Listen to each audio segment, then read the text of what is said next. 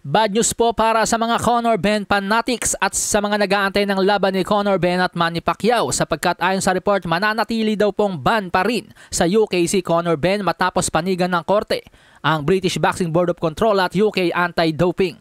Matatandaang last summer pinanigan na ng National Anti-Doping Panel itong si Conor Benn upang i-resume ang kanyang boxing career sa UK. Subalit ang desisyon na yan mga amigos ay challenge nga po ng UK Anti-Doping at British Boxing Board of Control. At yan nga po ay napagtagumpayan ngayon ng British Boxing Board of Control at ng UK Anti-Doping. Sa ngayon, hindi pa malinaw kung ano ang posibleng susunod na hakbang ni Conor Benn at ang pagkatalong ito sa korte mga amigos ay tiyak na malaking dagok para sa pinaplanong Conor Benn versus Manny Pacquiao sa UK. Bagamat posible pa namang mangyari ang Pacquiao versus Benn, yun nga lang baka sa Amerika na ito ganapin o kaya naman sa Saudi.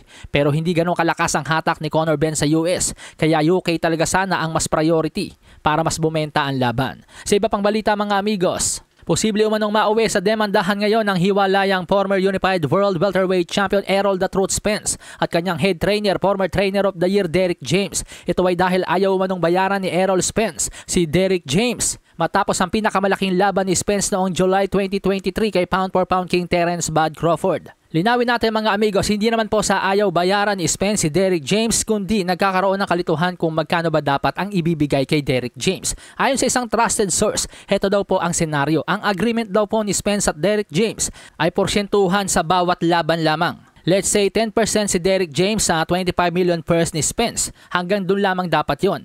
Pero ang lumalabas po na issue ngayon dapat daw may porsyento rin si Derrick James sa kabuuan ng kita ni Spence. Ibig sabihin maging sa ticket sales, sa pay-per-view shares at dun daw po hindi pumapayag ngayon si Errol Spence. At doon po nagumpisa ang hindi nila pagkakaunawaan. At pinaniniwala ang posibleng kasuhan po ni Derrick James dahil dyan si Errol "The Truth" Spence. Sa kabilang banda, WBO opisyal nang isasanksyon ng sagupaang Oscar Valdez at Liam Wilson bilang WBO Interim Super Featherweight Championship.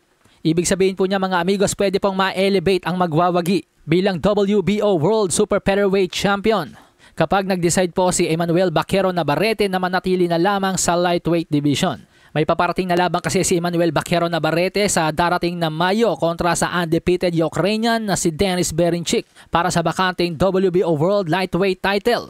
Sakaling mapanalunan po ni Baquero Navarrete itong WBO Lightweight title, malamang sa malamang nababakantihin niya na yung WBO World Super Featherweight title niya. Kaya naman yung magwawagi sa sagupaang Oscar Valdez at Liam Wilson ay posibleng ma-elevate as full champion.